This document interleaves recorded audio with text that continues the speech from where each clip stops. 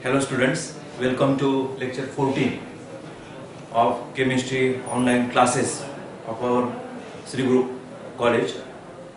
In last class we were solving questions, and one question I have given you as homework. We have done enough practice of such question.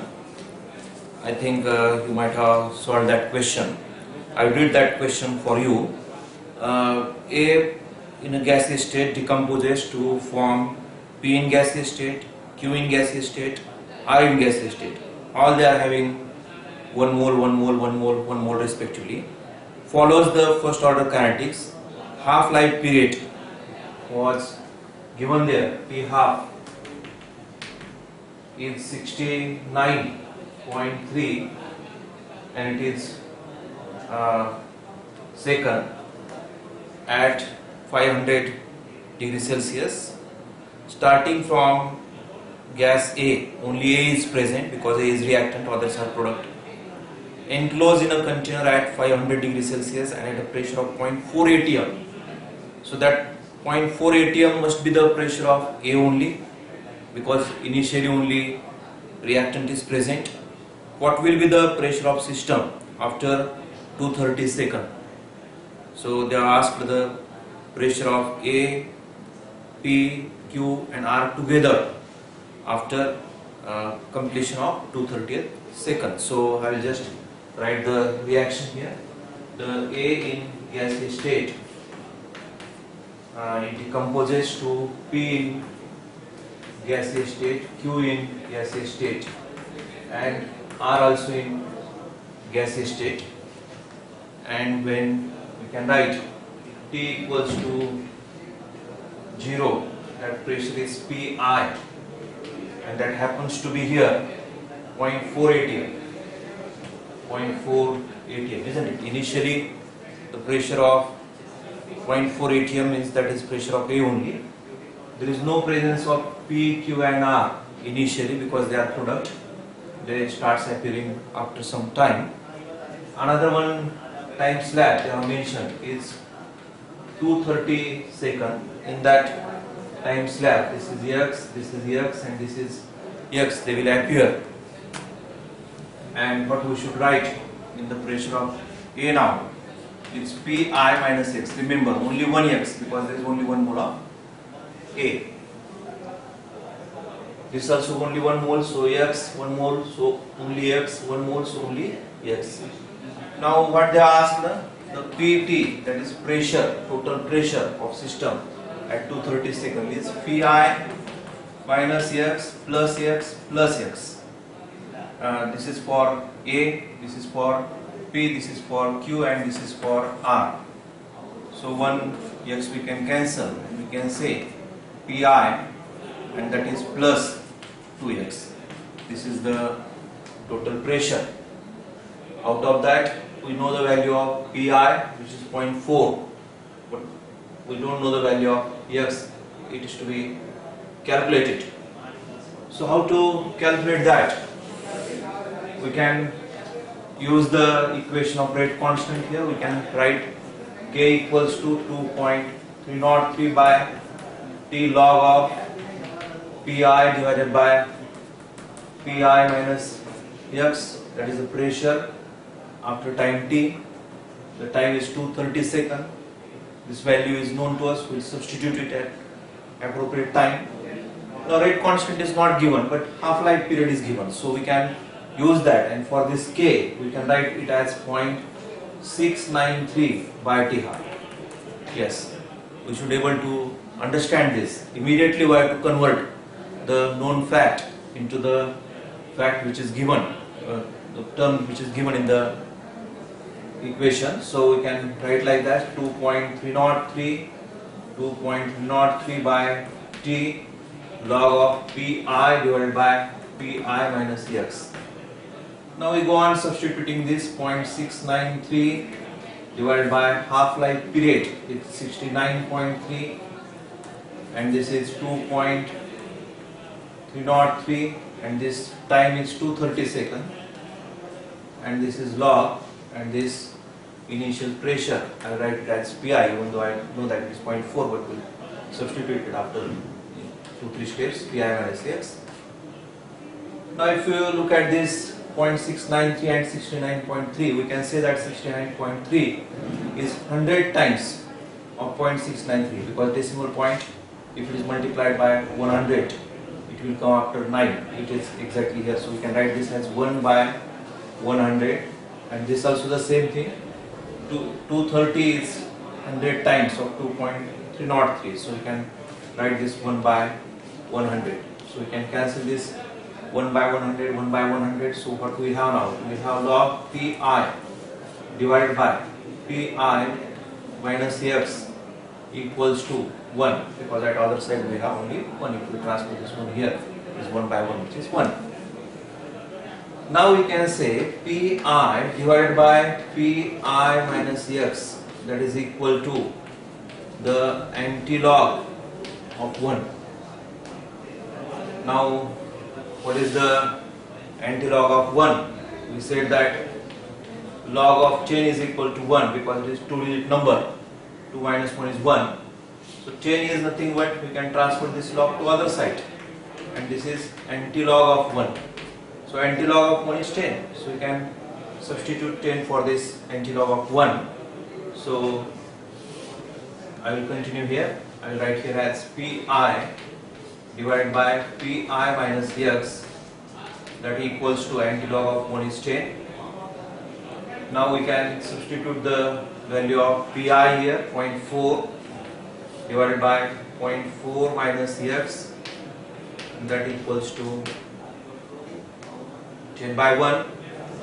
So I will write here as 0.4 equals to 10 multiplied by 0.4 minus x. So I will write here as 0.4, 10 multiplied by 0.4 is 4 minus 10x. So next step will be 10x equals to 4 minus 0.4. So 10x equals to 3.6, and x equals to I write here only 0.36.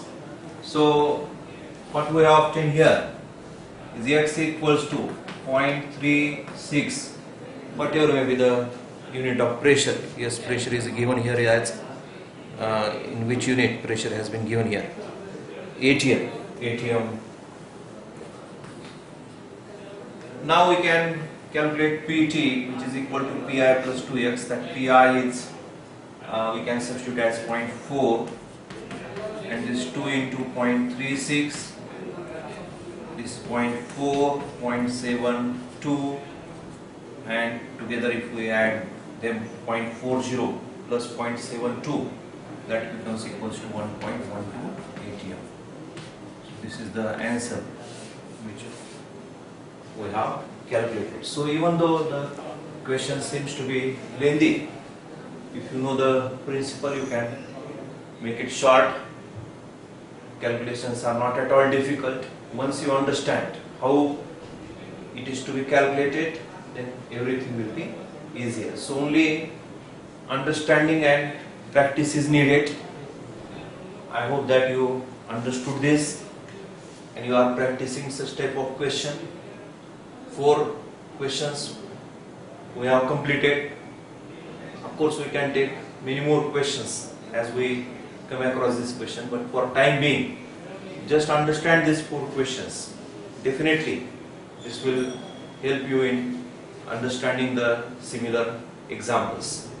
So this was question number 19. We have completed. Now we'll take 2 simple questions and then we'll complete this numerical part. See the next question which we'll solve now. This is question number 20 now. Question number 20.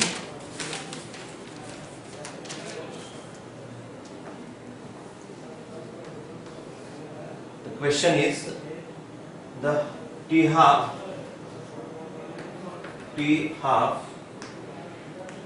of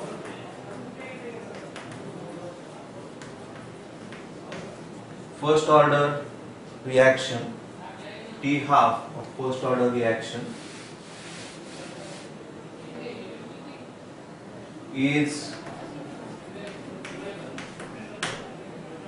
60 minutes. What percentage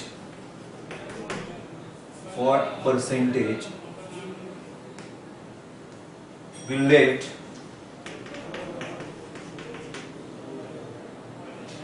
after 240 minutes?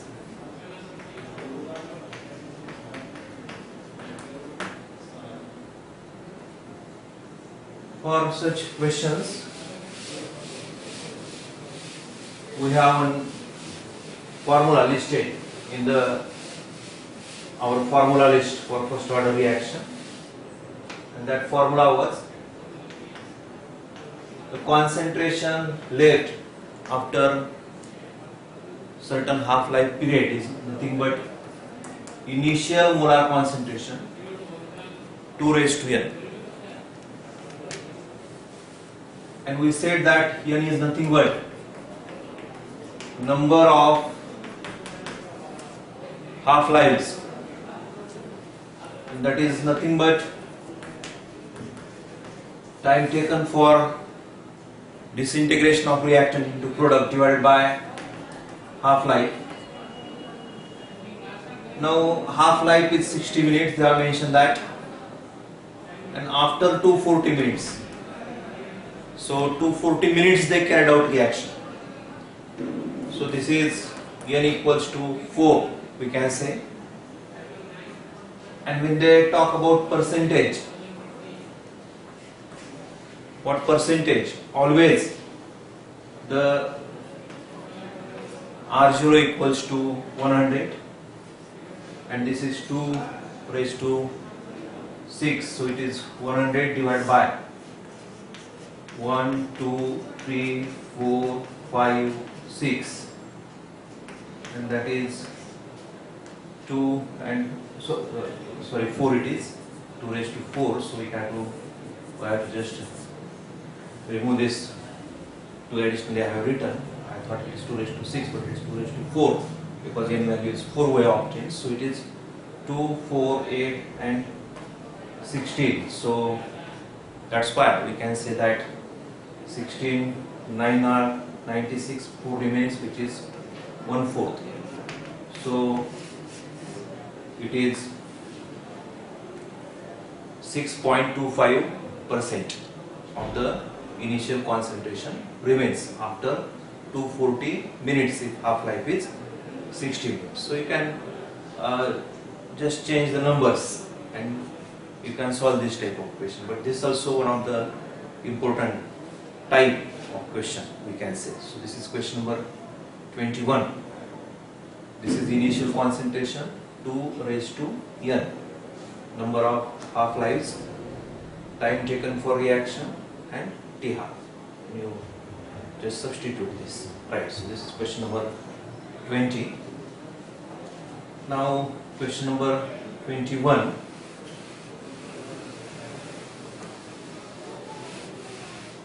Last question in this series, question number 21.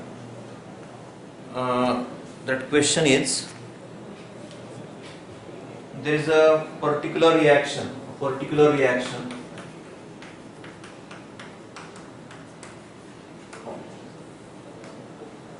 started with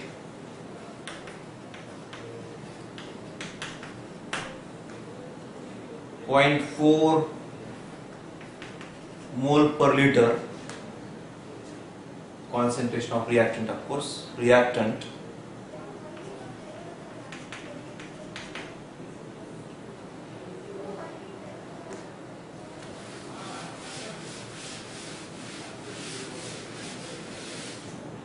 has a half-life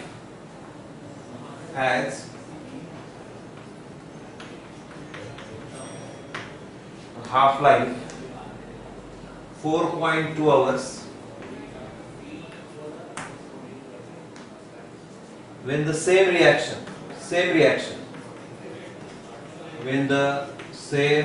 reaction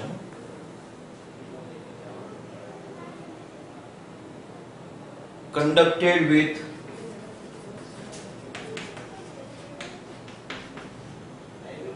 0.2 mole per liter reactant.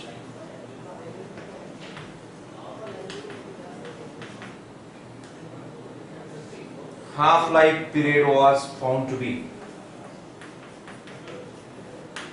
half-life period was found to be 8.4 hours. What is order of reaction? What is order of reaction? This is the question before us. We can say that half-life period is directly proportional to R0 raised to, we have written it as 1 minus N. For example, if it is zero order reaction, N equals to 0, half-life period is directly proportional to first power of initial concentration of reactant. If it is 1, 1 minus 1 is 0, half-life period of first order reaction is independent of molar concentration of the reactant, that we know already. So we write this as T half 1 divided by T half 2 equals to this R0 1 and this R0 2, because 2 half-life they are mentioned, and we can say raised to 1 minus N. It is directly proportional to R0 raised to 1 minus N, like that. And this 2 half-life and 2 initial concentration we can substitute. The first half-life period was 4.2 hours. The next was 8.4 hours. The first initial concentration was 0.4, corresponding concentration 0.4, 4.2 hours. And it is 0.2 when it is 8.4 hours. So you can write this as raised to 1 by N. This is 1 by 2 and this is 2. So we can write 1 by 2 equals to 2 raised to 1 minus N. This 1 by 2 we can write 2 raised to minus 1, because it is 1 by 2, and this is 1 minus N. We can say that bases are equal, so we can equate these exponents. Negative 1 is equal to 1 minus N, so we can write N is equal to 1 plus 1. And that's why we can say that order of this particular reaction must be 2. So all types of questions which are possible we have solved. Only when you come across new question, values will be changed. Solve these questions once again and you will have the better understanding of this question. Numericals also, I have told you, you have to solve them at least 1-2 times, then only you can have the better understanding in these questions. So this part we have completed, numerical part, based on this integrated first order, integrated rate equation of first order and zero order and half-life period. Now we have to go ahead and we have to learn now the dependence of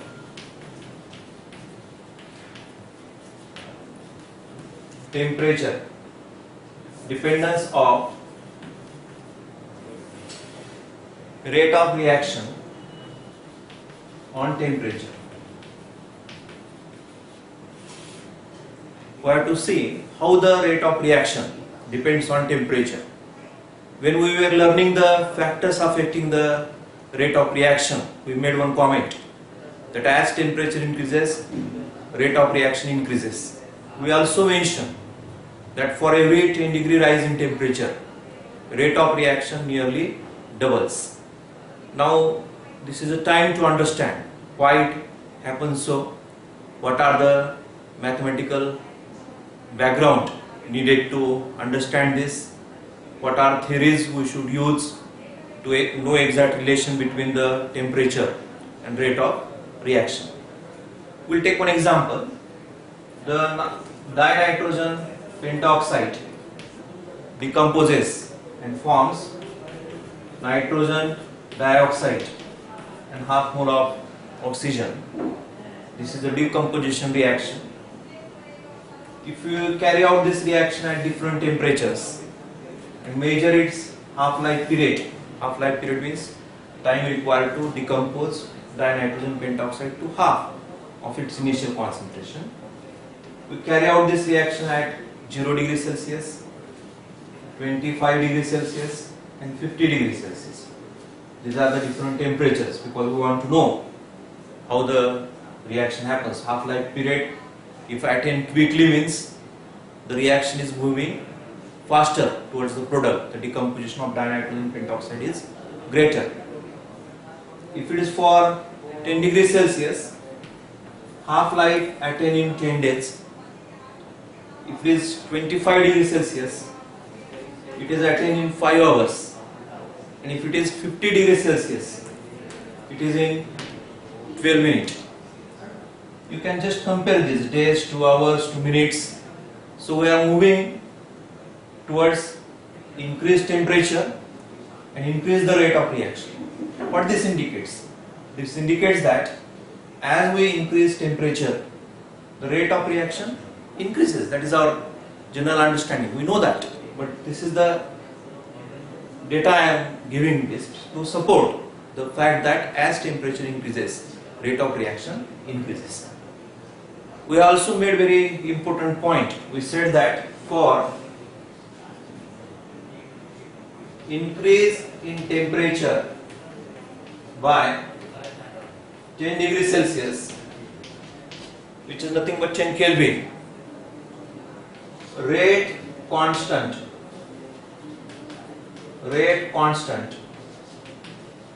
of reaction, for some reaction it is doubles, or in very few reaction it can be tripled also, means increase in the rate constant by 3 times. Only few examples are there. Generally it is doubles, but for few reaction it may increase as high as 3 times by just increasing the temperature by 10 degrees Celsius. To understand this mathematically, we have one concept called as temperature coefficient. Temperature coefficient. How to define the temperature coefficient? We can say that temperature coefficient is the, we'll come to know why this happens such a fast way. It is the ratio of rate constant at given temperature to its rate constant at 10 degrees Celsius lower temperature. This is denoted by this letter mu, that equals to K T plus 10 and KT. This is higher temperature than this one by 10 Kelvin or 10 degree Celsius. And value for this particular reaction, it can be 2 times, or for some reaction it can be of 3 times also. In between 2 to 3 this value comes out. Now what is the T here generally taken? It is 298 K, which is nothing but our normal room temperature, 25 degrees Celsius, and T plus 10 is of course 308, which is the 35 degrees Celsius. For these two different temperatures, rate constants were measured, and when we measure those rate constant and take their ratio, we found that rate constant at 10 degree higher temperature, it's 2 times than the rate constant at 10 degree lower temperature. That is called as the temperature coefficient. It is the ratio of what? Rate constant at a given temperature to its rate constant 10 degree lower temperature. So this is T plus 10 and this Tm is this rate constant at temperature 10 degree lower temperature. So this is the temperature coefficient. We will use this in questions also to understand this concept in better way.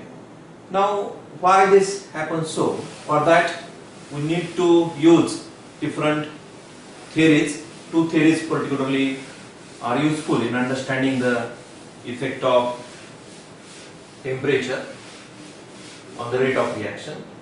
One is the collision theory and another is the transition state theory.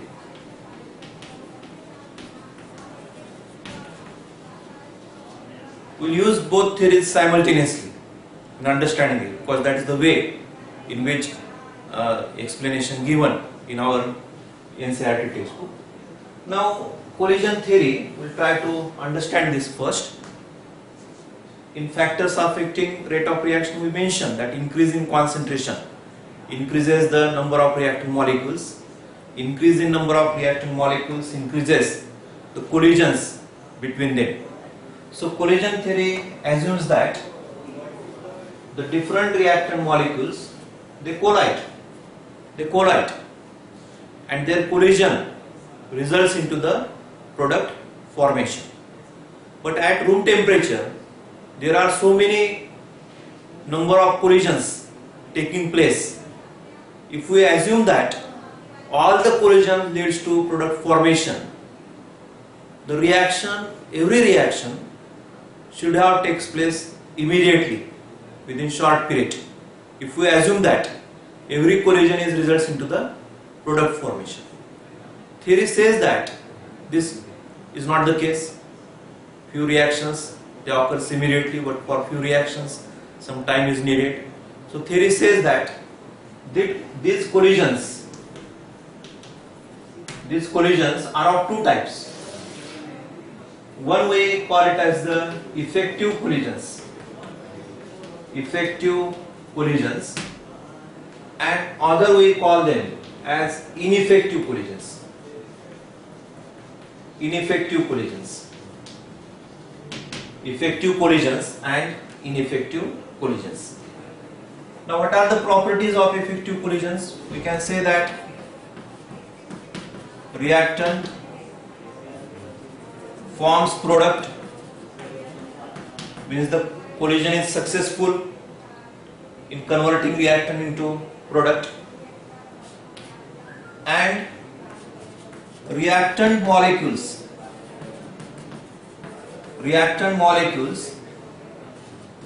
they are activated. The theories put this condition for effective collisions.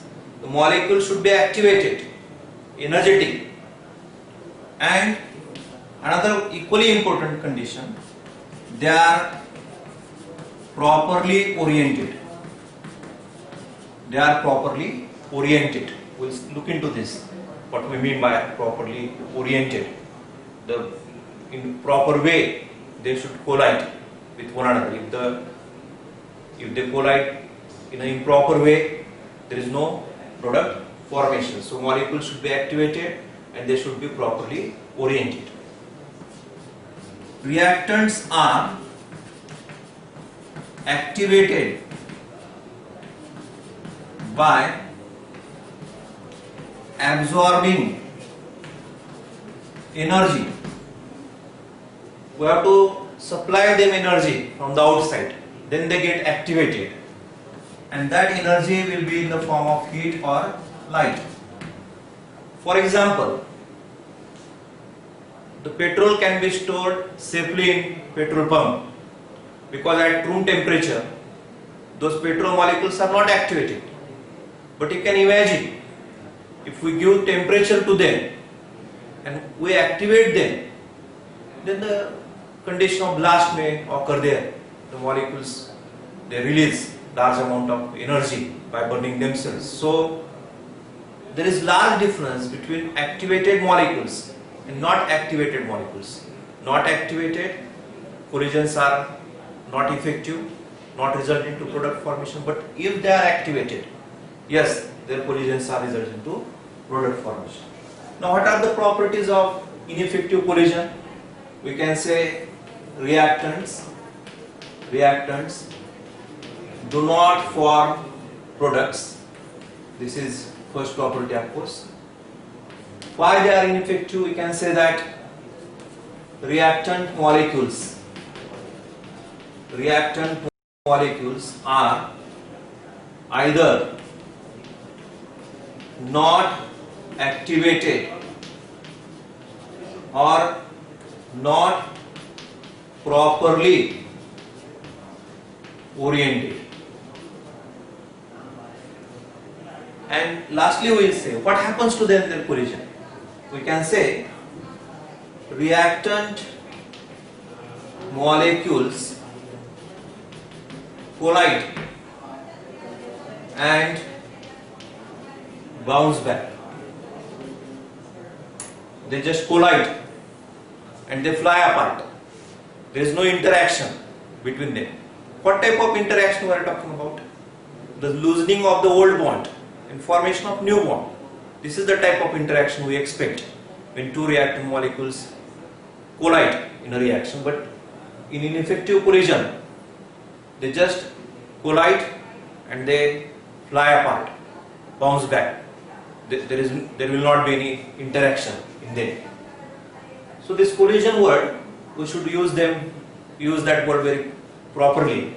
When we say that collision is effective, product formation takes place. When it is not effective, no product formation.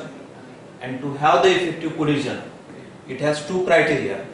Reactant molecules are activated and they are properly oriented. Now this theory again uses two types of words. I will write here so that you can correlate all these things. That one energy, we call it as the threshold energy. Threshold energy. We use this word threshold many times. Threshold velocity, we call it. Now threshold energy is nothing but the minimum energy colliding molecules must have. They should have this minimum energy so that their collisions are effective. So this is one minimum energy, minimum criteria of energy. They should have that energy, then only the collision between them would be effective. It is just like passing marks. In completion of your year-long study, you should get 35 marks to get admission into new class. That passing marks, one minimum criteria is needed so that students can be promoted from one class to another class. If you get 35, you go to the next class. If you get below than 35, you will be remain in the same class. So that threshold is there. So it is the minimum energy the colliding molecules must have so that their collisions are effective. And another energy, we call it as the activation energy. Activation energy. This is the minimum extra energy absorbed by reacting molecules or colliding molecules, we can say, so that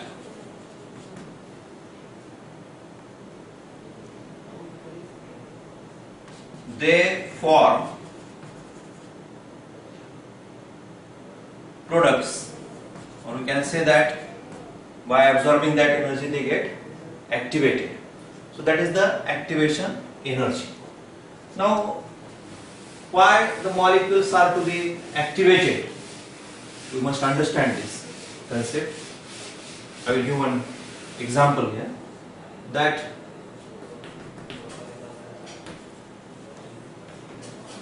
there is a film theater and there is a ticket counter, and there is 200 rupees ticket to see that particular film. Many people approaches this ticket counter to see the movie. There will be door here and this screen and this different type of sitting arrangement will be there. Now this person has 250 rupees, this person has 200 rupees, this has 180 rupees, and this has 150 rupees. If with 180 rupees, if that person goes to this ticket counter, he has 20 rupees less. So it cannot pass that criteria. Bounce back. Collision has taken place. Bounce back. Because not enough activated. If this goes, again bounce back.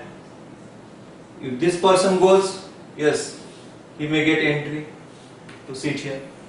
If this person goes more than 200, 250, he also will get entry and he will sit here like that.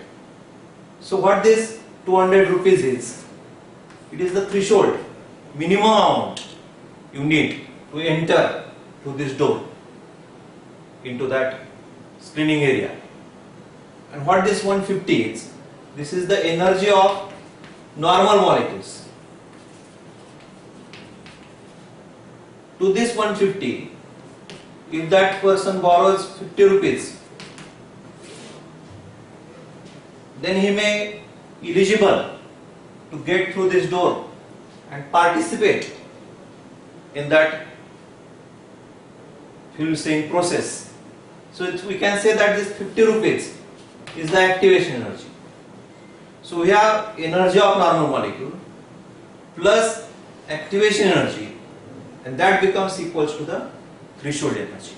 So activation is needed to pass the barrier of that criteria of the threshold energy. So these two definitions are very important for us, what we mean by threshold energy and what we mean by activation energy, the difference between them and what exactly happens after activation. Now we'll go ahead and again we'll take the example of or take the use of this transition state theory now, because this theory also helps to understand the whole picture. The theory says that these reactant molecules in between formation, they results into formation of product. They form one intermediate molecule. We call them as the activated complex, also called as transition state. Transition state. This particular state is short-lived, does not last long, and it is short-lived. That's why this is very unstable, and this complex decomposes into product.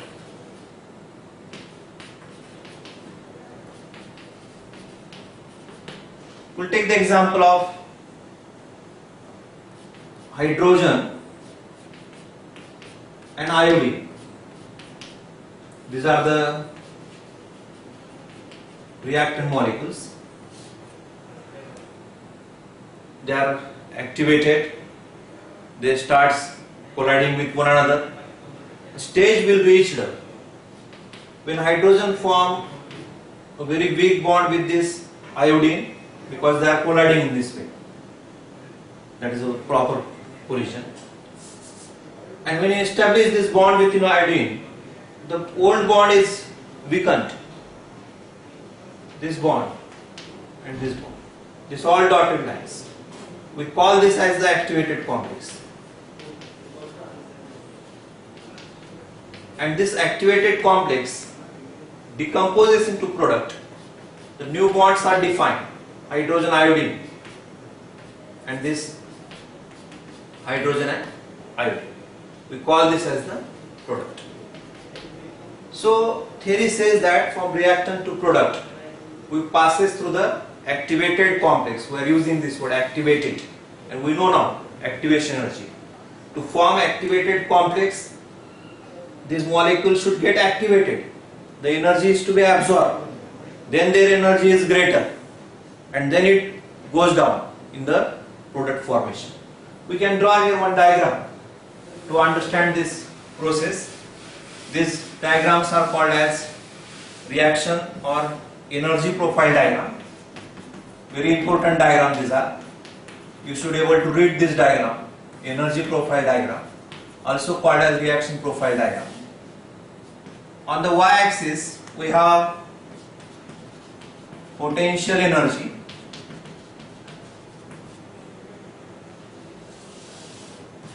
On the x-axis we have reaction coordinate. We also call it as progress of reaction. Progress of reaction. We have here the H2 and I2 molecule, and this is the energy of